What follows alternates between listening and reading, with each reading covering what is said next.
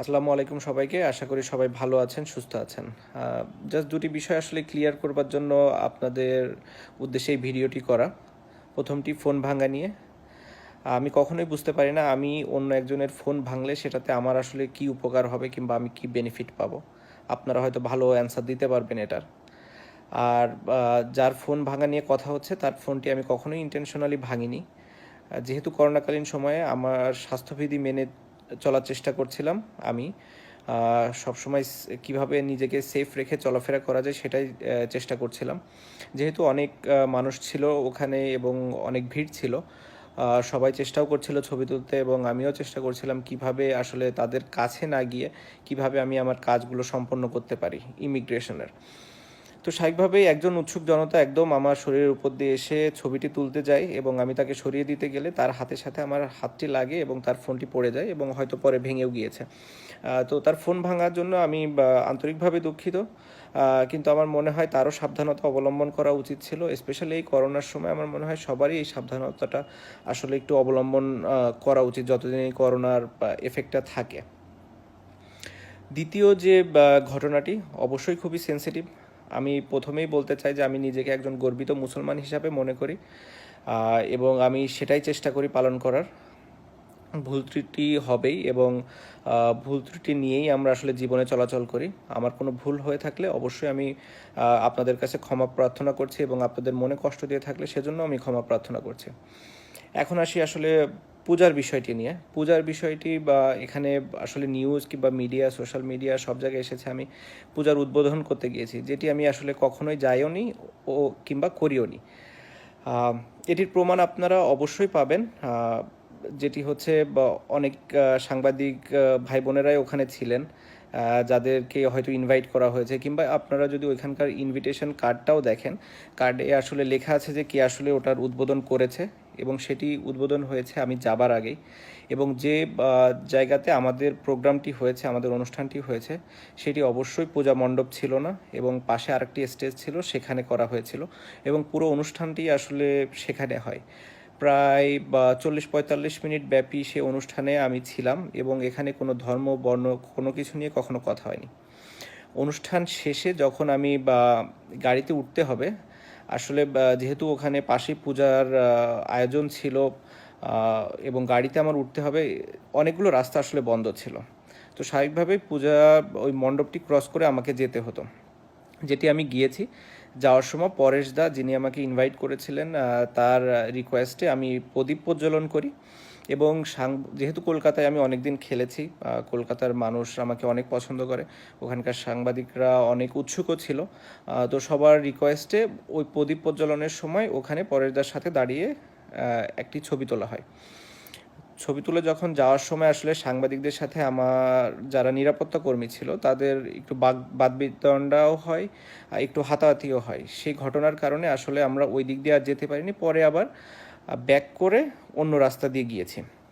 So পুরো ঘটনাটা ছিল এরকম, যার ভেতরে 30 থেকে 40 মিনিট আমরা আমাদের যে প্রোগ্রামের জন্য স্টেজ করা হয়েছিল সেখানে ছিলাম এবং সেখানে কোনো ধর্ম বর্ণ নিয়ে, আমি আবারও বলছি, সেখানে কোনো ধর্ম বর্ণ নিয়ে কথা হয়নি এবং প্রোগ্রামের কোনো আয়োজনও ওরকম ছিল না। হ্যাঁ, যেটা হয়েছে যে 2 মিনিটের যে সময়টা আমি ওই পূজা মণ্ডপে ছিলাম সেটি নিয়ে সবাই বলেছে এবং তারা ধারণা করছে যে আমি পূজার উদ্বোধন করেছি, যেটি আমি কখনোই করিনি এবং একজন সচেতন মুসলমান হিসাবে আমি করব না। তারপরেও হয়তো ওখানে যাওয়াটাই আমার ঠিক হয়নি। সেটা যদি আপনারা মনে করে থাকেন, অবশ্যই আমি এর জন্য আন্তরিকভাবে দুঃখিত, ক্ষমাপ্রার্থী এবং আমি মনে করি যে আপনারা এটি ক্ষমাসুন্দর দৃষ্টিতে দেখবেন এবং ভবিষ্যতে আমি এরকম কোনো ঘটনা যেন আর পুনরাবৃত্তি না হয় সেটিও চেষ্টা করব। আমি তারপর আপনাদের ইনফরমেশনটা একটু ক্লিয়ার করবার জন্য আমি বলে দেই যে কি আসলে পূজার উদ্বোধক ছিলেন। এখানে আমার কাছে ইনভিটেশন কার্ডটাও আছে। উদ্বোধক ছিলেন হচ্ছে ফিরহাদ হাকিম, প্রশাসনিক প্রধান, কলকাতা পৌরসভা, মন্ত্রী, পশ্চিমবঙ্গ সরকার। তো আমি ওই প্রোগ্রামে যাবার আগেই তিনি আসলে পূজার উদ্বোধন করে গিয়েছেন। তারপরে আমি গিয়েছি, আমার প্রোগ্রাম অ্যাটেন্ড করেছি। পরেশদার রিকোয়েস্টে ওই ১ মিনিটে আমি প্রদীপটি প্রজ্বলন করেছি এবং সাংবাদিকদের রিকোয়েস্টে ওনার সাথে দাঁড়িয়ে আমি ছবিটি তুলেছি। হ্যাঁ, অবশ্যই আপনারা ব্যাকগ্রাউন্ডটা নিয়েই আসলে বেশি হয়তো উত্তেজনা বোধ করছেন কিংবা মনে করছেন যে আসলে ঘটনাটি ওটাই হয়েছে। আসলে একটি ছবি দেখে আসলে পুরো ঘটনাটাই আপনি কখনোই অনুমান করতে পারবেন না বলে আমার মনে হয়। তারপরেও আমি আবারও বলছি যে আমরা আসলে কখনোই আমার কোনো ইন্টেনশন ছিল না যে কোনো মানে আমার ধর্মকে ছোট করে অন্য ধর্মকে বড় করব কিংবা অন্য কোনো ইস্যুই ছিল না। আমার মনে হয় ইসলাম একটি শান্তির ধর্ম। আমার যদিও জ্ঞান খুবই কম, আমি চেষ্টা করছি এবং ভবিষ্যতে আরও চেষ্টা করব যত ইসলাম সম্পর্কে জ্ঞান নেওয়া যায় এবং ইসলামের নিয়ম অনুযায়ী যেন আমি চলতে পারি, সেটি আমি চেষ্টাও করি। হ্যাঁ, সবসময় হয়তো আমি করতে পারিনি কিংবা করা হয়ও না, বাট আমার এরকম কোনো ইন্টেনশন নাই যে আমি ভবিষ্যতে এটা করতে পারবো না। আমার অবশ্যই ইন্টেনশন আছে। আমি শুধু একটি কথাই বলবো যে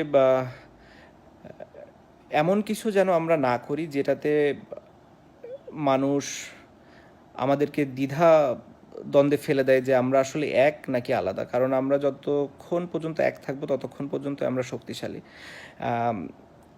আমরা বিভিন্ন উদাহরণ চাইলেই দিতে পারি, আমি চাইলেই আরও অনেক উদাহরণ দিতে পারি, কিন্তু আমি ওগুলো আসলে দিতে চাই না।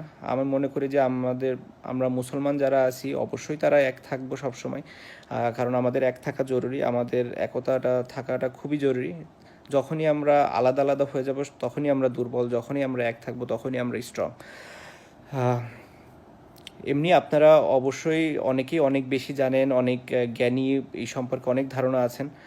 তাদের ভালো বড় পরামর্শগুলো আমি অবশ্যই শোনার চেষ্টা করব, তারা যদি কেউ বলেন। এবং এটি আমি মানে খুব সাদরে আমন্ত্রণেই জানাবো যদি কেউ আমাকে ভালো কোনো কিছু জানাতে চান কিংবা জানাতে পারেন। বাট একটা জিনিসই আমি শুধু বলতে চাই যে আপনারা কখনোই এরকম মনে করবেন না। দু এক জায়গায় আমি দেখছি যে আমি ঠিক দেখছি না, আমাকে হয় মানে আমি আসলে খুব বেশি একটা এগুলোতে ফোকাস করি না। তারপরে অনেকে অনেক কিছু, যেহেতু এখন আসলে সোশ্যাল মিডিয়াটা এমন একটা পর্যায়ে চলে গেছে যে আপনি চাইলেও অনেক কিছু ইগনোর করতে পারবেন না। তো আমার নামের সামনে যেহেতু অনেকেই শ্রী শ্রী কিংবা সিঁদুর, প্রদীপ, মন্দির অনেক কিছু দিয়ে দিয়ে অনেক কিছু বলছেন, আসলে এটাতে আমরা ইসলামের কিংবা আমাদের ধর্মের কতটা উপরে নিচ্ছি না নিচে আনছি এটা আমার বোধগম্য না। তো আশা করি আমরা সবাই আমাদের জায়গা থেকে দায়িত্বশীল ভূমিকা পালন করব। আমি তারপরেও আবারও ক্ষমা চেয়ে নিচ্ছি আপনাদের সকলের কাছ থেকে এবং আমি চেষ্টা করব নিজের জায়গা থেকে দায়িত্বশীল ভূমিকা পালন করার একজন গর্বিত মুসলমান হিসাবে।